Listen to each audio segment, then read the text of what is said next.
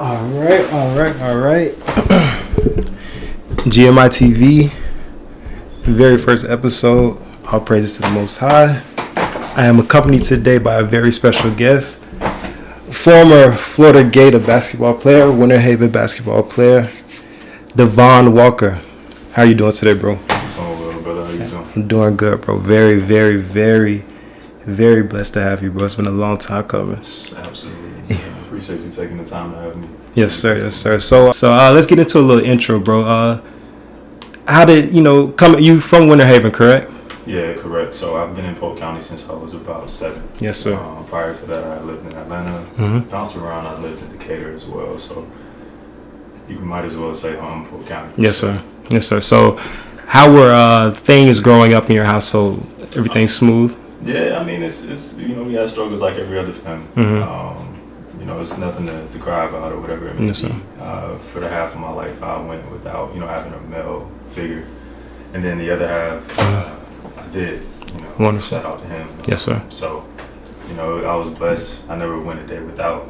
Couldn't say that we had the most, amazing things, but we had what we needed, and that was the most important. So, my mom is amazing. Yes, sir. My family is, so, been blessed. All praises. Yes, sir.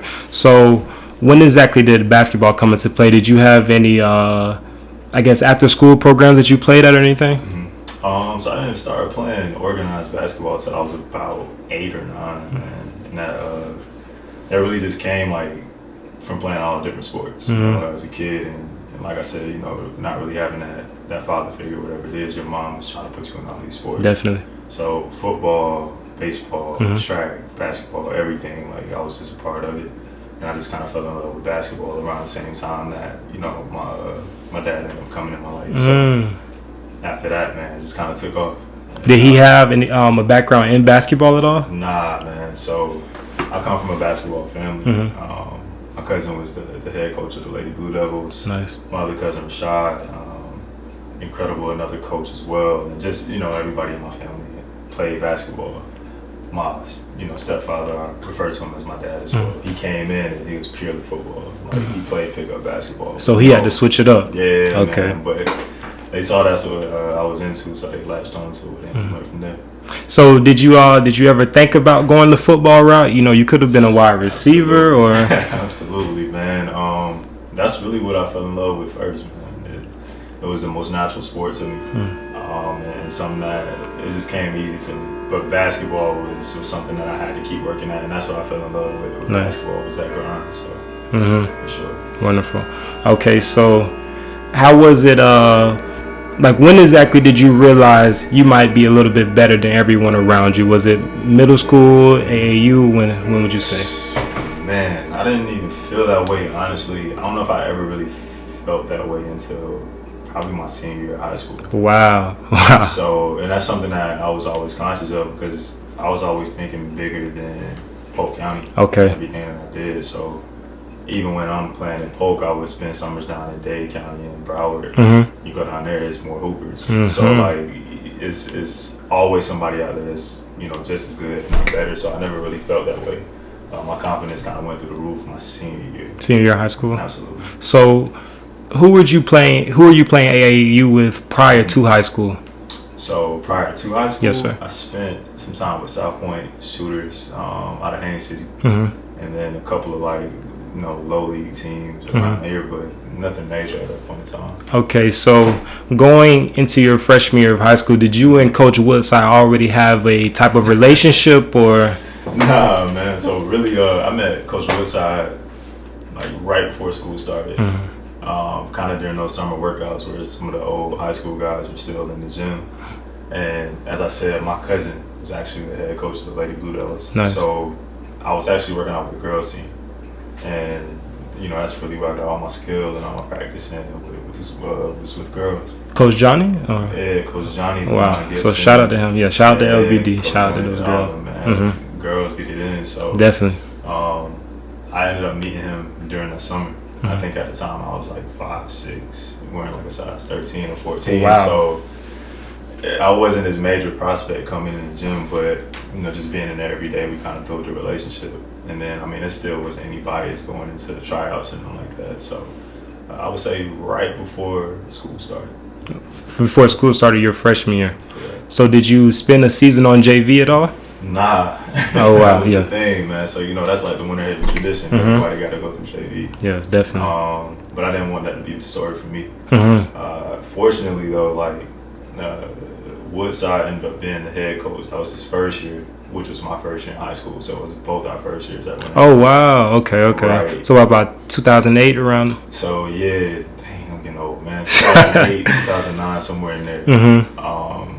2009. Yes. 09, yeah, for sure. So it was his first year. It was my first year. Mm-hmm. And then, prior to that, you had Coach Grant, Mm-hmm. who was like, everybody go through JV, Mm-hmm. whatever it is. Regardless. No matter what. Mm-hmm. I don't care if you're LeBron, you Yeah. still touch JV with Coach Kurt. Old school. And then shout out to Coach Kurt too, man. But yeah, I ended up like going to the tryout for varsity, and that was crazy. Like, all my friends, we came into school together.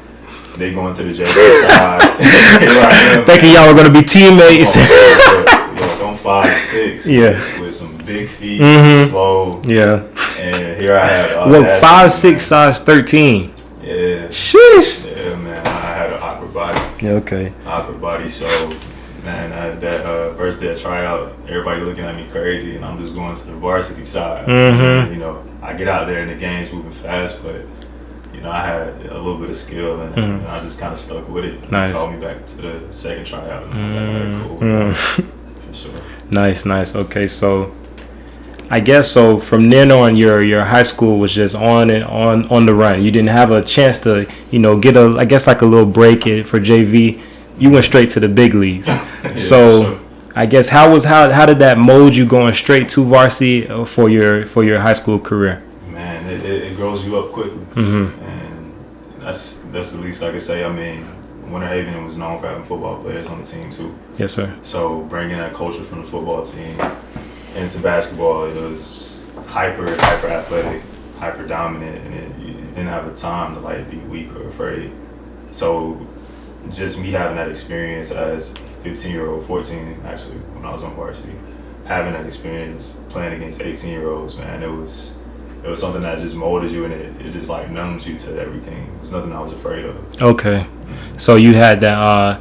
that killer, I guess, in you when coming. Not necessarily a killer, but Right. you weren't really afraid of anyone. You weren't scared of the challenge. Nah, never that. That's something I always embrace. That's what makes me is a challenge. Okay. I've never been the most talented guy, never been the smartest guy, never been the cutest guy, whatever it is, but I always know how to work. So like that's what I do, and I knew that even when I was 13, 14. So. Yeah, it's interesting.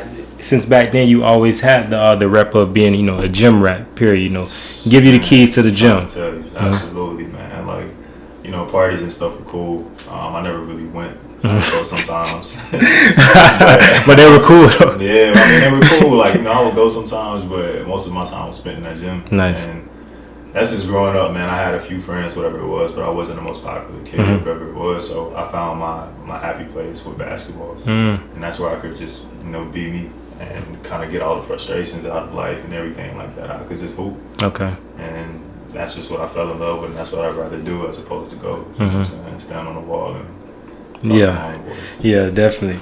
So, early 2010s, what was the dynamic of Polk County basketball, Polk County sports in general? Man, come on, man. It was crazy. It was crazy. It was crazy, Definitely. Man. People forget about those times, man. Like, Bartow was legit. Haines City was legit. Armandale, like, everybody was super, super competitive and super, super athletic, super, super, like, just tough and gritty basketball at the time. So, man, that was going into my sophomore year. It was just crazy. It was just something that every game, night in, night out, didn't matter who you was playing, man. You was gonna catch it. Definitely. It was lacking, so it was a good time. Okay, so what exactly was the recruiting process back then, early 2010? Technology wasn't as far as it was then. The recruiting process, I don't think you guys had Huddle yet, really. What exactly was it like? Huddle had just jumped off, so like I came around that wave of like Huddle. With some other video stuff too. YouTube was kind of like bubbling. And for everyone who doesn't know, Huddle is, I guess, like a YouTube for high school athletes. You post your videos on there. colleges, they jump on you. So that's like the YouTube for high school athletes. Right, for sure, man. So yeah, but recruiting for me, man, it really came during AAU circuit. So I would spend some time. I played with Showtime out of Orlando, with like Shane Larkin and some of those guys. And then from there, I would just get letters, and coaches would come to the games, but they'd send a letter to the crib, to the house, and then they may stop by practice or something like that, or come by AAU practice. So it wasn't a lot of back and forth with coaches. Yes, sir. So when exactly did Florida show their interest? Crazy story with that, man. So I got interest from Florida. I guess you could say my junior year, but that came from Coach Matt McCall, who's now at UMass. Nice. He was at FAU with Mike Jarvis. So he was recruiting me at FAU and ended up taking a job at UF. Okay. Prior to that, I hadn't really spoke, to Coach Donovan or anybody like that. I had SEC schools. Alabama was my leader at the time, and Coach Grant, Coach Pujols, all those guys, man, they were like really, really invested in me. So Florida kind of came into the picture early senior year, and I really didn't even get a scholarship, and most people don't even know that until Brad Bill had declared. So up until that point in time, they didn't have no scholarships. So I was kind of waiting, trying to see what Brad was going to do. As soon as he declared for the draft, they put it on ESPN on the ticker. So you think if Bradley Bill would have stayed, I wouldn't have been there, no, for sure. I would have been at another school, probably Alabama. So okay, so. Alabama, did you take a visit there? I did, man. What stood out to you about them? Bama was great, man. It's just the coaching staff. Like I said, Anthony Gray, Pujols, all those guys, man. They were just real guys who knew how to communicate. They were from Miami, so they, were from where I'm from, all these type of things. But Alabama in itself, man, it was just a place that wasn't overwhelming to me at the time. Country life. Exactly. So it wasn't this major city. I can get in, go to the gym. They were like, a good SEC team where I had opportunity there. And then make a name for yourself. Yeah, and then on my visit, it was crazy. So my visit at the time, I think they had like Trent Coleman, the big running back, all that stuff. A few other guys. Oh, you met him and everything? Yeah, everybody, man. Oh, wow. Yeah. Met all those guys, and then ended up walking through the office, and then I hear this voice, and like, "Hey, Devon," and it was just like a little dude, and it was Nick Saban. So, little dude. All respect to him for sure. For sure. Shout out. I just didn't know, and I turned around and he like waved me in the office, and at the time I'm like, "Yo, that's Nick Saban, man." Like that's wow. Nick Saban. So he comes in and he has this button, man, where he pushes it. It's like some mafia stuff. When you walk in, you sit down, he'll push a button, the door closes automatically. And I'm just talking to him, and it's like trophy. That Crimson Tide budget, It was different. It was different. But yeah, Alabama was a really, really good place. So Bradley Beal goes to the draft. Right. So from that point on, were you still 50-50 or? When Brad went to the draft? Yeah. So I was actually like leaning towards Bama. Like Bama was like where I wanted to go. I love Florida, but at the same time they didn't have space. Okay. It just didn't look like it was a place for me there. What, Gainesville? Okay. So like it just didn't seem like that was going to be somewhere that was viable for me to be playing. So I guess you could say it was 50-50 all the way up until that point. 50-50. Okay, so I guess what was the determining factor for the Gators? Man, to play out of Florida was big. Yeah. So what was your mindset? They were just coming off the 2 championships. Right. What was your mindset on them at that point? Absolutely, man. They had just come from an Elite 8 too. They lost to Louisville, I believe, in that Elite 8 or something like that. And forgive me if I'm mistaken. But it's Florida Gators. Yeah. Like Brad Bill, Kenny Boynton, Mike Rosario at the time. They had a lot of guards, man, that were. It's just a place that I knew I was going to be like challenged. That's as simple as that. Like, you're going to get better. Go in, I was going to be better. And that's what happened. That's what happened there too. So it was just that opportunity to play there and to play in state at the the top school in the state. So I just took it. Yeah. Okay. So So you decide were family and friends, were they big on it? Did they agree with it? How were they? With my decision to go to UF? Yes, sir. They were all supportive, man. Like, you got to think, I'm the first person in a while from Winter Haven to go to a major D1. So, of course, people had their biases, like, oh, you should have went here, you should have went there. A lot of people believed in Alabama, just because they had that history. They seen coaches, all of these things. So, they were pushing more for Alabama, as well as USC out in California with Andy Enfield. But man, when I chose Florida, everybody had on Florida Gator gear, like everything like that. So it was just, it was all love. Wonderful. All right. So going to Gainesville, freshman year, Great. I guess, small fish, big campus. How was it? Man, it was a culture shock. Okay.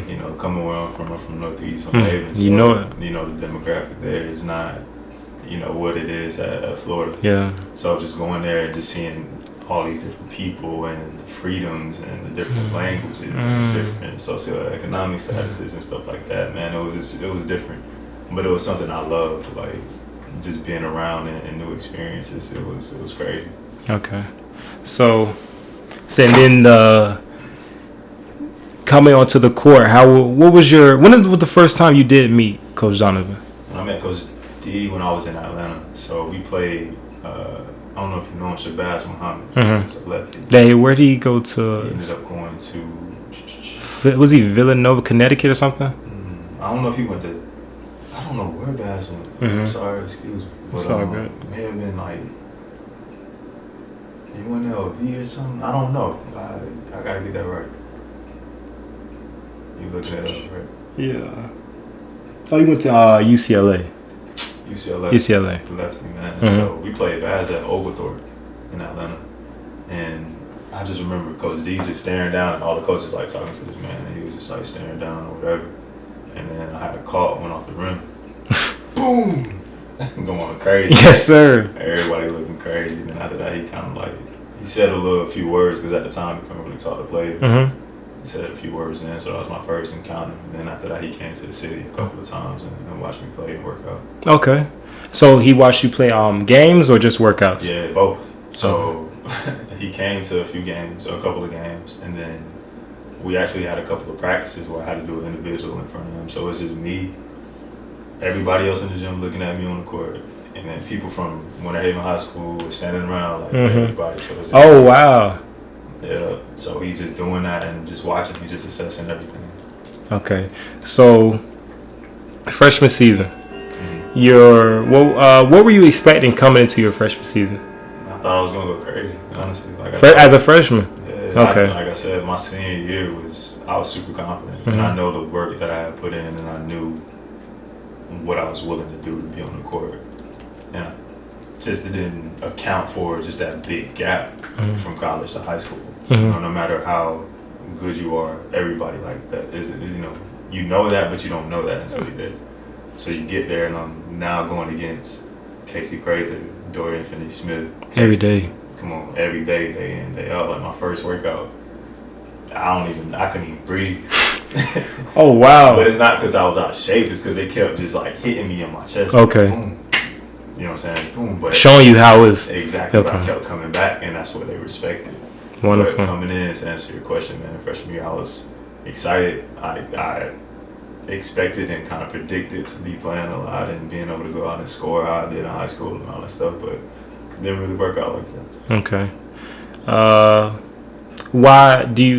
Can you speak on too much why it didn't go like that, or? Yeah, my freshman year I just wasn't ready. Okay. Like it's no other play. Like I wasn't ready to play in Florida system at that time. I could have played a lot of other places, but to play for Coach Donovan, the level of expectation. Was it such a high level, It was, and it was a different form of basketball than I had played. So I came from do the jump ball.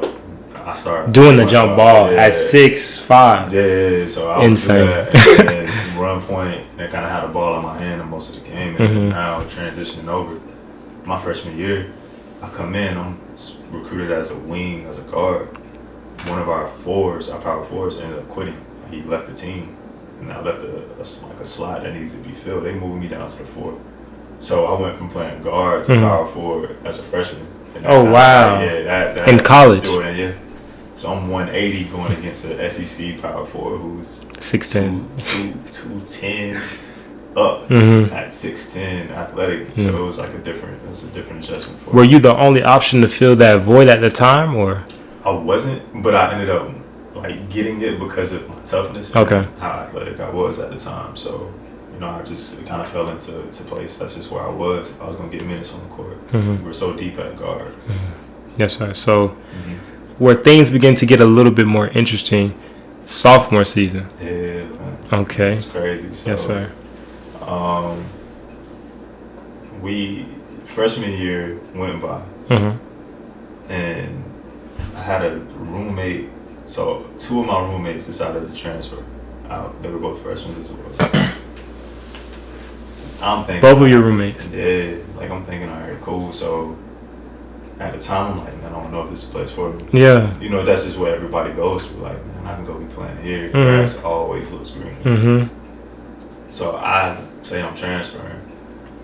I get ready to going into your sophomore season. Going into my sophomore season. Wow. So I say I'm leaving, but was it solely because of your 2 roommates leaving, or did you have feelings? We all felt that way because we weren't playing, but we weren't ready. Did y'all not see it at the time? You can't. There's no way you can.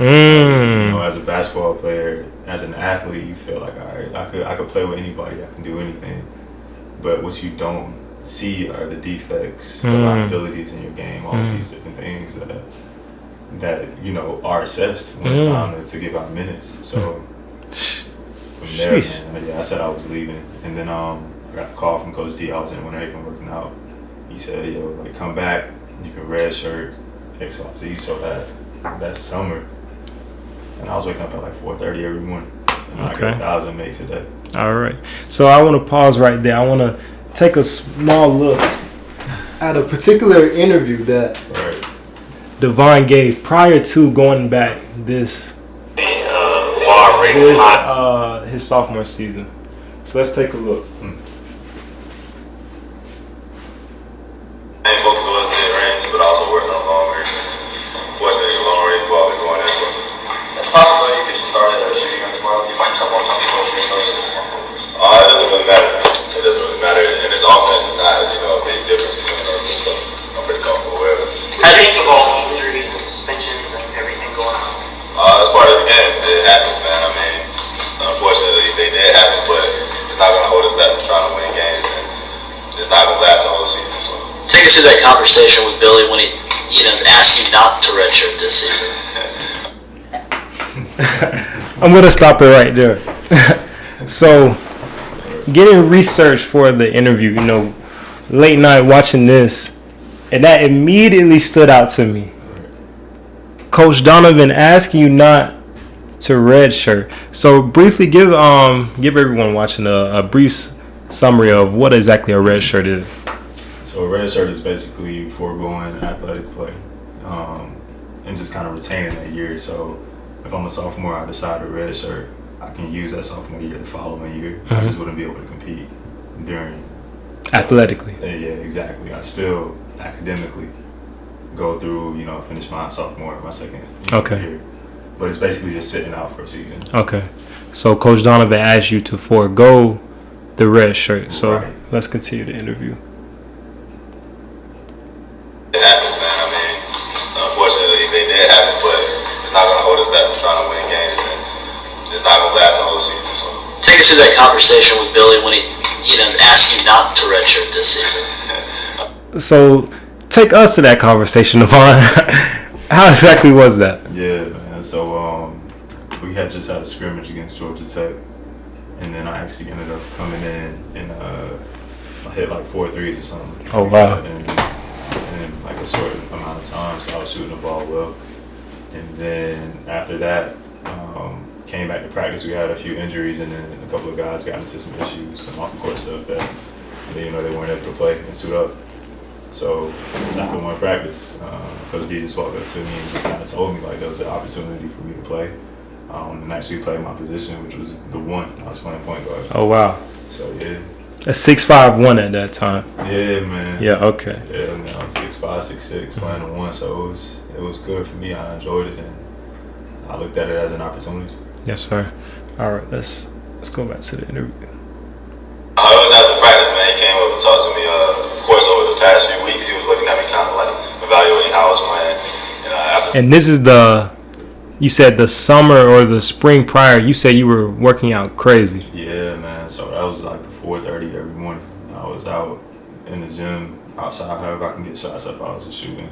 And that's the first thing that you heard me say when I came on is, like, you know, the long ball been going in. I would notice, like, I was able to shoot and make shots. So I was just all in. And socialize, nothing like that. I was just in the gym. Okay, so the work ethic that got you to Florida, you didn't leave it in Winter Haven. You took it up there to Gainesville with you. No, sir. That's who I like. That's who I am. Yes, sir. You know, that's who I was. Like, I knew that was going to be my calling card. It was to outwork the next person. Okay. All right, let's go back to the interview. Practice one night, he came up to me and told me it was ultimately my decision, but he felt comfortable with me being in the rotation and being able to play. What's that like when you're being evaluated like that? Were you under the gun or a little extra motivated? How would you describe it? For me, it was motivation, man. But at the same time, I try not to think about it because that's like added pressure on myself. It's something I don't need. I just want to go out there and play basketball, and that's why I'm here. Devon? Okay, that also stood out to me at that time. Was there a lot of pressure you felt like on your shoulders at that time? Nah. I think it's a difference, like, when you understand it. Like, pressure is kind of the things that you don't know or that you can't, like, predict. I understood what was coming. I'm playing point guard for the University of Florida, so you know what coming. Just prepare yourself for it. Nice. Okay. How much of a setback was the broken leg, and how long did it take you to get back to where you felt really comfortable? Because I know last year you told me back there Yeah, you never felt. I don't think we touched on that at all. The broken leg. Yeah, man. So I didn't at that point in time. They were talking about another teammate. I hurt myself, but I didn't break my leg. Yes, sir. I didn't have major knee, and I don't want to jump too far. Okay. Do whatever it Yes, is, sir. But following year is when I ended up. Okay. So that time they were referring to a different they team. had made a mistake, so it was just one of those hiccups. Interesting. Wow. Yeah. Really comfortable last year. It wasn't that big of a setback. I mean, of course, you know, it's not that big of a setback. And it's all fully healed and everything. Yeah, I'm fine. I'm good. How much weight have you gained since last year? I came in at 185. I'm 200 now, like 15 pounds, 14. Gained a good 15 pounds. Was the meal plan they had you on? What was that like? It was incredible, man. My meal plan was a little bit more though. So, like, you know, I was eating in between class, eating regular meals and all that type of stuff, man. So I never went a night without eating. I'm blessed to say that. Yes, sir. College kid can. So yeah, I was eating a lot, man. Yes, sir. That's good. You were a former point guard in high school, so being, obviously spread assistant, but being a two guard, obviously you're probably pretty comfortable handling the ball, are you? Right? How would you describe it? Yeah, so I'm pretty comfortable handling some ball. I mean, I worked on it all summer. I did it my whole life, so it's nothing new to me, really. Okay. So basically the highlight of that was Coach Donovan asking you to forego your redshirt season, you deciding to play, and just tell us about how that sophomore season ended up going. Yeah, so I started out at the one Yes, point sir. guard. We didn't lose a game, and then we ended up playing. Start out this season at point guard. Yeah. Okay. So my freshman year I was playing power forward. Now I'm playing point guard. So A mighty transition. yeah, but I felt good with it because I was used to playing in that position. So we playing, and then a couple of our guys come back. I ended up hurting my foot at the time, so I had to miss a few games, and then we just kept rolling. But that year we went on to win like SEC championship and all that type of stuff, and then we ended up going to the Final Four where we lost to UConn. So it was a crazy year. Okay, so you forgo the red shirt. Ended up starting a few games. Do you remember how many exactly? Man, it was like five or six. And then, how did things go those first 5 or 6 games?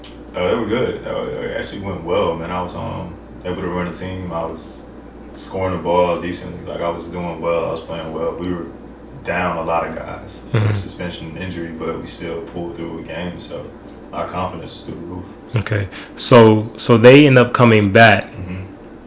How was the transition from you going to starting to the minutes start to decline?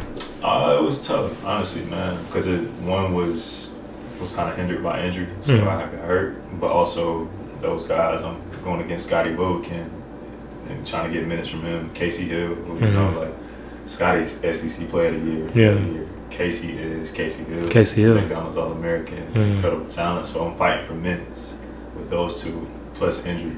So I just kind of like, found my role, which was the 3-point guy, and I was able to just play perimeter defense and shoot the 3-ball.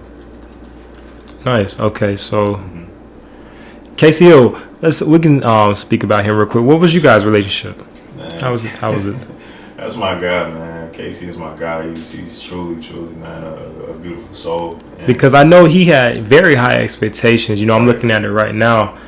Number 2 in the state, number 2 in the nation in his year.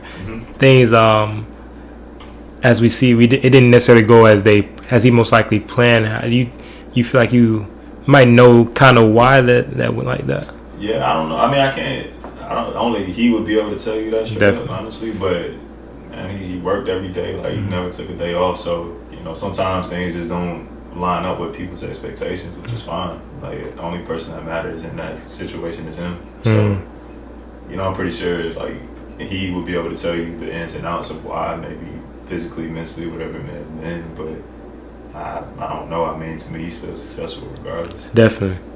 Okay, so ended out the season. The minutes end up declining. Yeah. So sophomore season at the end, were you thinking about transferring again? Nah, I had already kind of committed to UF, and I also like put my name out the transfer the year before, so it wasn't something that even crossed my mind again. Like, I was just like, all right, like, let me work it out, and I also waited my turn, which kind of leads us into the next part. So after the Final Four, all the wings, kind of cleared up a little bit, and it was my time to kind of step into that role, which I finally had, and that leads us into you were ready. Yeah. But that's when I got hurt going into that year. Wow. So, so what was it? Summer going into the fall? Or? Yeah. So it was a summer session, the end of summer school actually. So probably a week before we were supposed to go home. I'm a sophomore, getting ready for the junior year. Name is kind of bubbling a little bit. My body's feeling good. I'm shooting the ball well, and then I'm in the last workout before we go home. And I go past Chris Chioza, and I come to a jump stop, and I just felt my knees just shift. And it just shifted in, man. And like from there, I was just in a panic. I just kind of fell down, and everything was just like still where it was. And they told me I hyperextended it at first. I went home, my knee was like swollen the next day, so it took me. Immediately after the impact, could you tell it was something serious? Nah, I think you know like it's bad, but you don't know how bad it is, because I had never like experienced like a major knee injury up to that point, so I couldn't tell at that time. And from that point on, I guess the journey begins to get even more. I guess when you look back on it, it's beautiful. But at the being in it at that time, what was your mindset? I started last year. The minutes declined. I feel like I waited my turn. Last season, last rep, injury happens. How'd you feel, man? And it's one of those freak things, man. Like, at that point in time, I just didn't really know. Like, I couldn't understand it. I feel like I did everything the right way. So I kind of had that expectation, that entitlement, if you want to say that, like, all right, now things finally need to go my way. I deserve it. Right. And I felt that way. Not out of arrogance, but out of, like, knowing. I worked. Yeah. So when I got the news about my knee, like, I tore both lateral meniscus and I tore my ACL, I was going to be done for at least 10 months. So. You shed some tears, man? Man, that's probably one of the only times I've cried in my life. Like, oh, wow. I lost people and lost friends, whatever it was. Like, but I losing that season was, man, 'cause I didn't know. Like, I already came off of like spotted minutes towards the end of the season, and now I'm out for a year. I don't know what I'm gonna do without basketball. And at that time, that was your life's work. everything led up to Everything. all the work, all the hours in the gym, Winter Haven, Gainesville. That season was, I wrote down going into that season, the ball was in your court. That's the position that thousands, millions of college, high school athletes would have loved to be in that position, to have the ball in their court, Right. and all they have to do is execute. Yeah. And that's all you had wanted since arriving on campus. Yeah, for sure. Mm-hmm. You're absolutely right, man. So just mentally, I kind of went to a place of like feeling bad. It was like a cycle. You feel sorry for yourself, and then you say, all right, well, it is what it is. Now let's work through it. And I face bigger challenges, and people go through harder stuff than this. Yeah, it's basketball. Yeah, come on, man. So, I guess what was the therapy, the recovery session like? Yeah, man. So, me being who I am, I used to wake up early. I try to get extra therapy because you can't Overheal. You know what I'm saying? So, therapy was at 5 at the football stadium, which is Ben Hill Griffin. I was at like 4. So, were you there with football?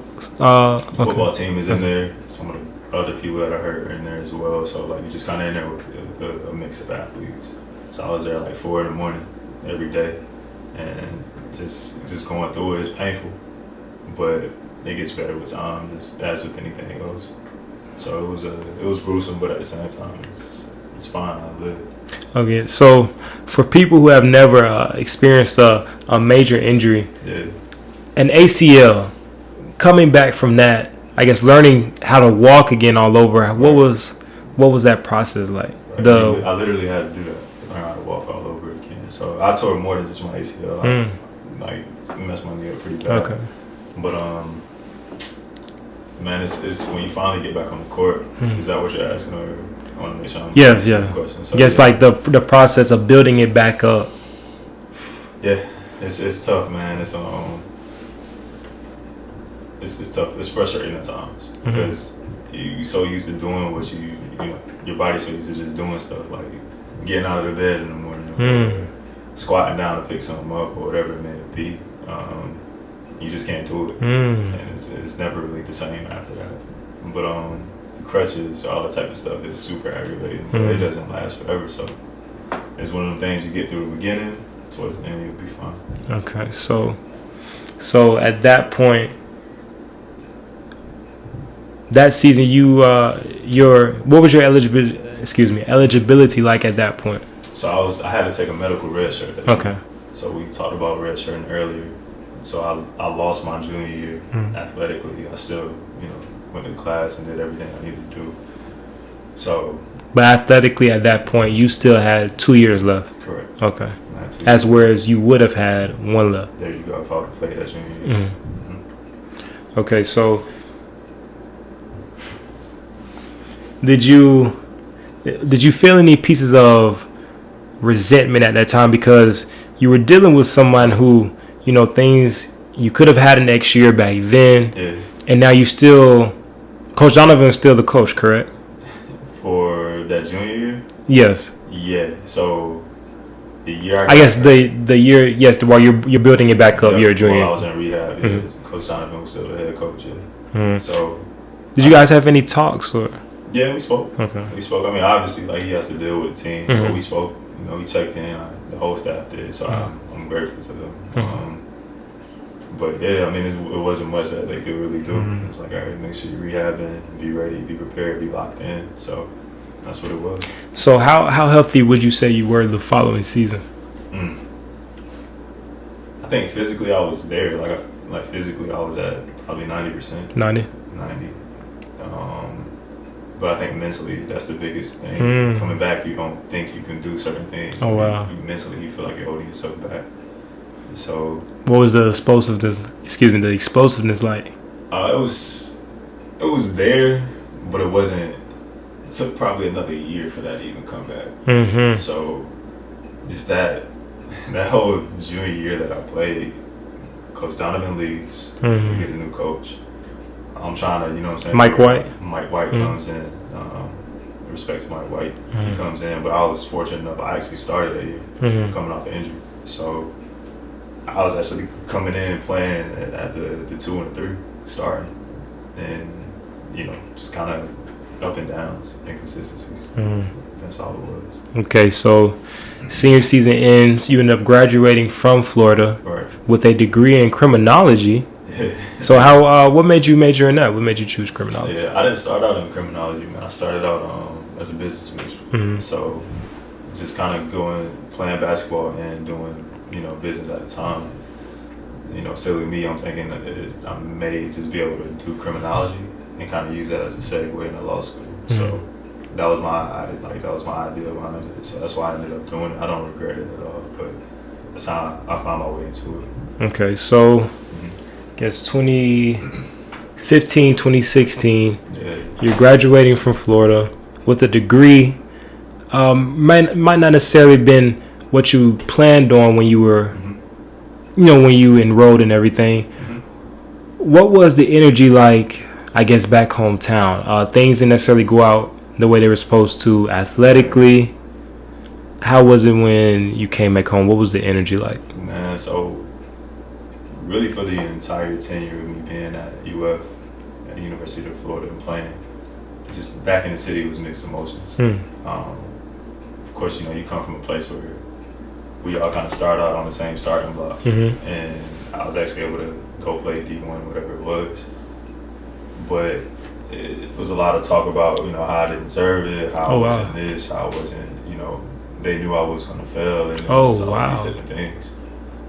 But, that just comes with it. Of course. It comes with the territory of actually trying to do stuff that's great. And I don't want to sit here and say, like, everybody back at home was hating, because it wasn't that at all. Like, you just hear the negative louder than the positive. It's going to make sure it gets to you. That's all it was, man. But just kind of, I didn't even really want to come back home for a little bit. Oh, wow. After graduating or during? After graduating and during. Okay. Like, I would come back to see, my family, see my friends, whatever it was, but I just couldn't be around long enough, because there was a bunch of, like, people looking at you sideways, like, you ain't really living up to what we thought you was going to be, and it created a lot of, like, negative, like, energy, negative thoughts within me. So just for my own sanity, like, I was like, I can't do it. It's like a black cloud in the city. Yeah, it's a dark vibe, man. And that's with anything. Like, we just got to be able to support one another. And I think maybe we're getting better with it, but it's just one of the things, man. In our communities, like, we aren't there yet. Yeah, it's something that we need to continue to progress towards. Definitely. So, after graduating, were you already thinking about going to a different school? Like, did you know you were going to a different school, or when did those thoughts come about? Man, after graduating, I was done with basketball. Like, at UF, I was like, man, I couldn't do it. Done with it. Okay. I had just been through so much up to that point in time. Like, emotional roller coaster, yeah. I was like, man, I'm just gonna go, like, try to find a job in the NBA, whatever it is, like, and I didn't know that Troy was gonna be the school that I was gonna go to. So yeah, they kind of came into the picture. They recruited me. The only school to really recruit me as a basketball player. Every other school wanted me to come play for a year and then join their staff. Oh, wow. So yeah. How did you feel about that? That's not too bad. It's not, but I didn't see myself as such. Like, like college or? Yeah, like in a college level. Okay. So I didn't see myself being a college coach or anything like that. And I also was like, if I'm gonna play, man, like, I'm still a basketball player, so respect me and stuff. Yeah. Just kind of, not in an arrogant way, but just view me as such. Don't just like have me and just planning for next year, like groom me for. Yeah, okay. There you go. So that's kind of weird. Exactly, man. So Troy came. Troy was actually like last in their conference. They only won like 4 games. It just didn't look good on paper, but man, that staff, they really changed my life. Wow. Marcus Grant, Phil Cunningham, Coach Howard, Coach Fletcher, everybody like that, man. They changed my life. And it's kind of, I can feel it. I sent Devon, the questions that we would go over and everything. He looked over them. He said everything was good, but you didn't mention Troy, and I understood right there that it was a different vibe at Troy. Most people, they would look at it as just you went there, just play, but that's really where you went, and I guess kind of like got your kind of piece back, kind of. All of that, man. Okay. All of that, man. And I don't want to be long-winded, so if I am at times, you good, bro. Let me know. But yeah, man, like I said, Troy came worst team in the conference. They won 4 games out of like 30. So you look at it, you're like, I'm not gonna go play there. But and I went on my visit. It's nothing there. You know what I'm saying? It's like a Ruby Tuesday, like a Waffle House, you know. So and that's it. That's it. It's Alabama as well. So you Alabama, you just like the vibe up there. It seems Come like. on, man. Okay. When I first went up there, I was like, nah, I can't get with it, man. Like, nah, because Troy is different. But I was there to play basketball, and that's what, like you said, I found my peace, man. I was in a dark place coming into it, like mentally, I was messed up, bro. Like I don't even want to sit here and act like I had it all together. I just knew like I was going to be okay. I didn't. And it became unbearable. Like I couldn't even be around my family and stuff like that, just because my energy was just like couldn't shake it. Different. Like, I was just not rude or anything like that. It's just like what's wrong with this guy, or why is he sulking or whatever it was. So I was in a dark place, and Troy really pulled me out of that. That's wonderful.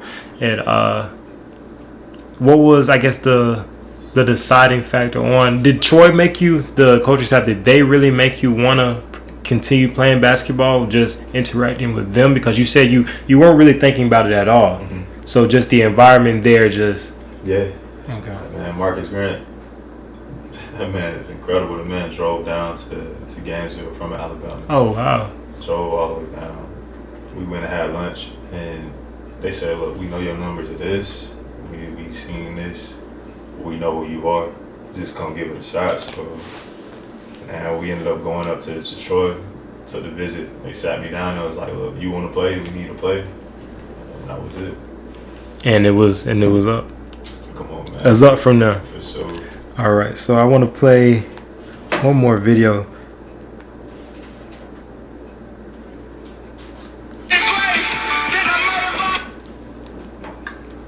We're gonna check out Devon's Troy highlight, and it's interesting when you go on,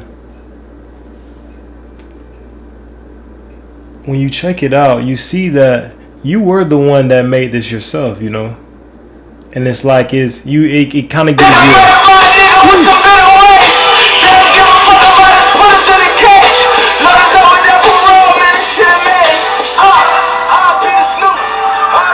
It kind of gives you a peek into your mindset after that, because that highlight, it really wasn't, it couldn't, athletically, it wasn't really going to benefit you, but mindset wise, it was, what was your mindset to making this highlight?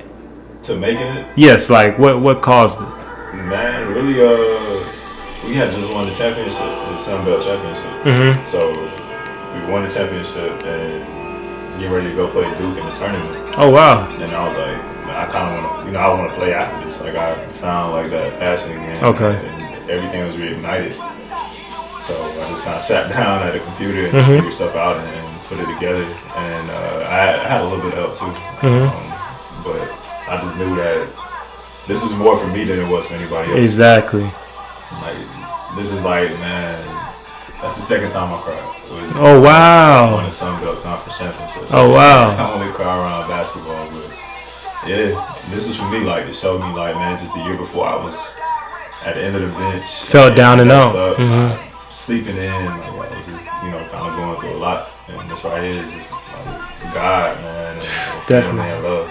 So, yeah. And the song title, Shine. Yeah, I just felt that. Like, I probably listened to that joint probably 3 times per hour. Every day. It was just something I just felt. See, and it's just crazy because people look at that stint and not think anything of it, but it meant everything to you. Absolutely. That's beautiful. That's a story in itself, man. So you definitely are very grateful for the choice stint. For sure. For sure. Wonderful. So after leaving Troy, what was next for Devon? What were your ventures? Where did you have your mind headed? Yeah. So after leaving Troy, I was going to go play overseas, and that led into my professional career. So I went to Charlotte, worked out for a little bit, went to Miami, worked out, ended up getting a deal in Bosnia. So in Herzegovina. So I went over there, and played in Sarajevo for a team. I don't want to say the team name or whatever it is, but Okay. that was my first taste of playing international basketball, and I was actually playing like Champions League, ABA League. So it was like really, really high level basketball. Yeah. So I mean, I enjoyed the competition. The other side of it is a whole nother story. We could talk about it if you want, but What exactly? Cause I'm not. I don't know. What is the other side? man, so.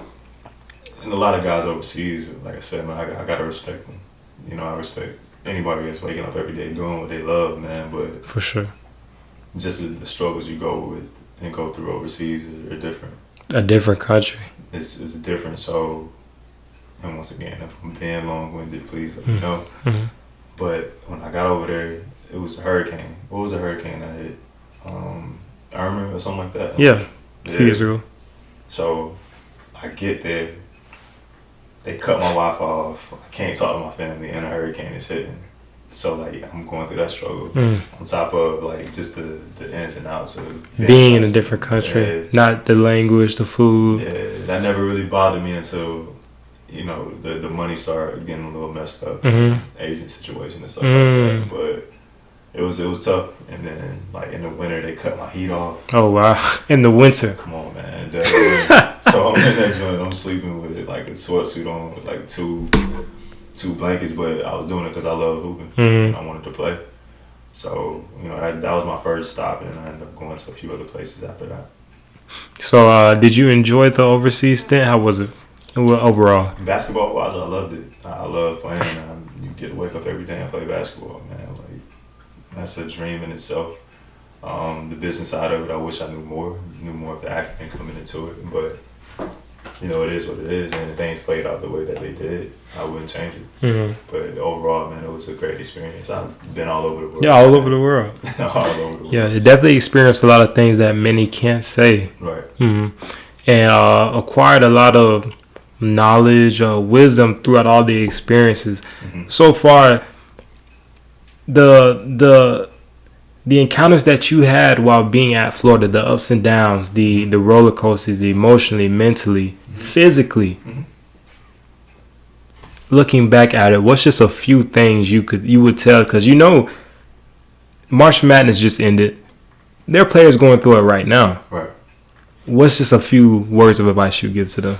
To them? Yes. To the players that are, I guess, unsure, they want to stick to their guns, follow their mind, or leaning towards listening to their coaches, or I don't know, just a few words of advice.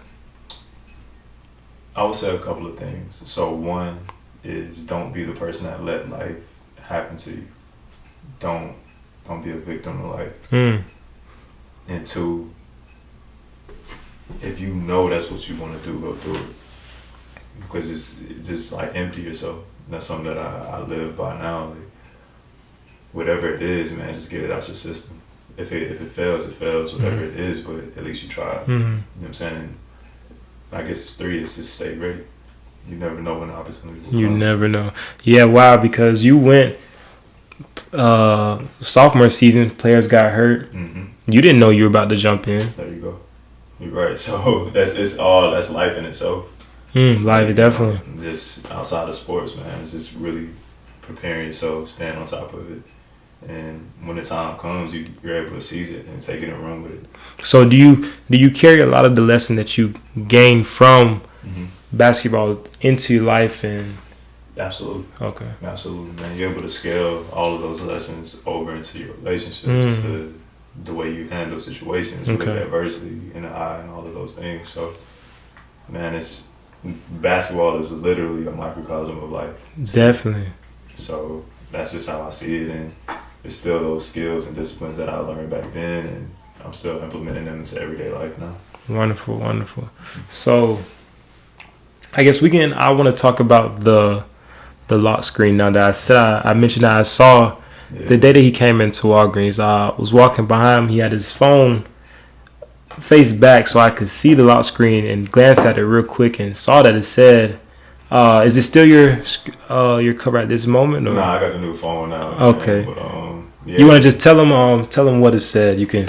Yeah, I won't. Yeah, you can bleep it out. Yeah. But it says do whatever that makes you happy. And instantly, seeing that and knowing just bits and pieces of his story, it just got the gears turning. Like, wow, I know there was definitely moments that he could have been like, just do it. I'm gonna do whatever makes me happy. People had all these expectations for me. They're not very understanding, not really trying to help me work through these hardships that I'm going through. They don't know how to help me work through these hardships I'm going through because they've never been through them. So that isolation period, and you just said, do whatever makes you happy. Yeah. So to this day, is that still kind of like your mindset? Absolutely. Mm-hmm. Absolutely. And I don't want to downplay the love and support I had throughout. Like, I want to make sure I'm super emphatic on that. Mm-hmm. Like, I had support, I had love every step of the way. But it's a lot of stuff that you have to go through on your own just because it is that. And there's a lot of times where I was in a room just like, just like life was just heavy. Mm-hmm. Beating you up at the time. Mm-hmm. Man. And I think when you make that decision to say, I'm just going to do what's going to make me happy, that's not just with sports or whatever it is. That's just like... And pursue it. Come on, man. Like, that's all it is. Happiness is something you're constantly chasing, but it's also a decision that you make. So, decide. Decide to be happy. That's it. And go seek it. That's it. That's it, man. So, chase it and just decide. Like, make those decisions. Put yourself in the right places, around the right people who support. Important right now. Yeah, so who support what your view of happiness is. Life is too short to try to live it any other way or live it for anybody else. So that's something that's a creed I live by now. Okay, definitely. So these days, what type of endeavors are you have your hands in these days? A little bit of everything, honestly, man. Primarily doing a lot of creative work for an agency, rare label based out of New Orleans. So a lot of, website developments, even creative direction. So video shoots, photo shoots. And then recently I've kind of led the way of developing an influencer agency. So being able to take influencers and match them with brands and be able to have some type of equity between the two to deliver content, but both sides get paid. So wow. That's something that I've been ahead of and been fortunate and I'm proud of and super excited for it to come out. Another thing I have is Simply Human, which, you and I kind of spoke of. Yes, sir. That's in development and funding stages now, but that's going to be affordable and accessible therapy. And you said it was mobile, right? Or yeah. So it's going to be something you can access. Just a quick text, quick call. Like, I need my therapist. Can you pull up? Can we chop it up? It's going to be something that, so it's a great idea about that. But I definitely want to push that into our community because I don't think that's a conversation that's been had enough. In the black communities, the mental health. Yeah. So it's just making sure we're whole, man, not just physically, financially, but mentally, most importantly, and spiritually. So that's what I have coming as well, and then a few other things that I'm gonna have to lay out a little later. Yes, sir. Yeah, man, it's I got my hand in a lot of different pots. Yes, sir. Yeah, so I feel like you'll whichever way you're headed with all the wisdom and the lessons, I'm sure that you'll be good whatever direction you aim to go in. So just a few more questions and then we can get out of here, Brian. Once again, I appreciate your time. It's been a pleasure. Definitely. The pleasure's all mine. Thank you, man. Yes, sir. So who, I guess, what was your favorite, what would you think your best Winter Haven team? What was it? Winter Haven High team. What do you mean, the best? Yeah, I guess the best. I'm guessing the best and the favorite probably. I don't know, because it's close. Yeah, man. I'll have to say just out of statistics and everything my senior year. So that Final Four team where we went to state and lost to Miami, New Orleans. That team for sure. And then what's crazy is even the year before that, my junior year, we had probably one of the worst seasons ever, but that team was really, really good. Oh, wow. We were really, really close. Just couldn't really put it together, but those two teams, every year I was there, man, I can't really discredit it. It was a good team every year. Okay, and So you said the junior wasn't too good. Yeah, man, we won like 5 games or something like that. But every game we lost by like 2 points, 3 points or something like that. So your senior year, I guess that was when Chance comes onto the scene as a young freshman. Yeah, Chance. So how did he give the team a good boost? I'm guessing. Yeah, for sure. Chance. I mean, you know, Chance. Chance was legit, man. As a freshman. Like crazy. Man. You know what I'm saying? Shout out to Chance. Shout out to him for real. But he was just really, really good. And what's crazy is he challenged me, like as a player, as a leader, all these different things. So him coming like really, really made everybody elevate their game. Yeah, we're gonna give Chance a love. We got one more video, everyone, and then we'll wrap it up. One more video. Hands up.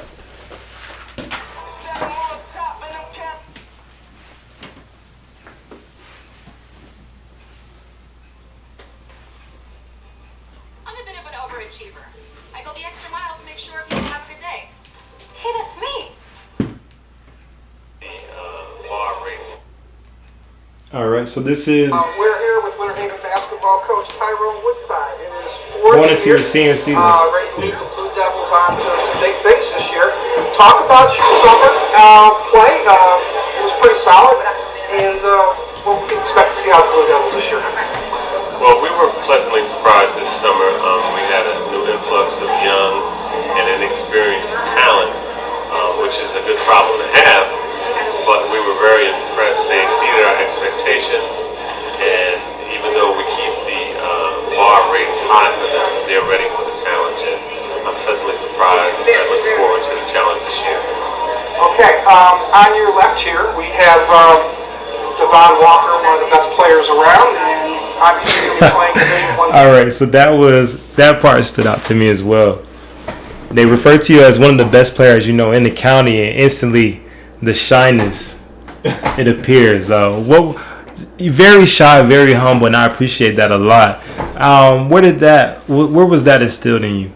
I guess the humility, not necessarily the shyness. This is my family, man. Like I come from a hardworking, honest family, so it's and it may be a drawback at times to like accept like praise or whatever it was, but it's always work to do. So even hearing this type of comments, it's like, all right, like thank you, but nah, there's no way because there's somebody over here that's like working. So that's just how that's how I've always been. Okay. All right, we're gonna fast forward. Well, no. Devon Walker, one of the best players around, and obviously he'll be playing Division I basketball next year. But the most impressive thing, a 4.2 grade point average. How did you do that? That's what you was proud of. 4.2 GPA, bro. That's amazing. Yeah, thank you. You stayed in the books as a high school. That's good, man. Especially as an athlete as well. Right. Very rare. Nah, that's like I said, man, that's who I am, a nerd. So. Wonderful. Maintain that. Probably have to be my support base, man. I don't think I could do it alone. Have people in my ear constantly about it, tell me, it's not just about basketball, it's about school as well. And that's a big thing with me maintaining it. And obviously there's the thing called... So I'm going to fast forward just a little bit. I had one more thing that stood out to me. Young men that could come, but I wanted them to be more. Shout out to Chance once again. Shout out to Coach him through his hard work, which is very important to Winter Haven basketball program. Chance, what's it like walking in as a freshman and you've got stars like Devon and everything and trying to... Stars like Devon, you just... Yeah, nah. But to be honest, you were... Back then, as a senior, you were probably, the best in the county. Yeah, I thought so. Yeah, definitely. So it was. I would ever say outward. Definitely, well-deserved praise, but the humility still shines bright, bro. And I appreciate it. So, I think we're almost just about at the end. Is there anything you like to say, bro? Anything we didn't touch on? Nah, man. It's just honestly. Once again, just major thanks to you. Super proud to even be the first person. What's going to be an incredible journey for you. All praise, bro. Thank you. And nothing but love to everybody in the city. And to this county, to this state. You know, it's just the beautiful people in it. So that's it. Like, I wouldn't be able to sit here and have these conversations, have these experiences if I didn't come from where I come from. So I'm just grateful. Yes, sir. All right, so I want to say thank you again, bro. The first episode, GMI TV, I cannot believe it. For sure. But it was amazing, bro. Thank you, and I hope to see many more. This is why I am truly seeking to do, bringing all of us in the county who are seeking to do good, uniting us so we can do more good in the county and unite us as a community, as a people. Because we have good, amazing things that we can accomplish, but for some reason we don't have the battery in our back to do them right now. I just want to help put the battery in our back. So please, like I said initially, Polk County, help me, help you, help us all. So with that, I will say thank you guys. I hope to see you soon, and shalom, peace and blessings.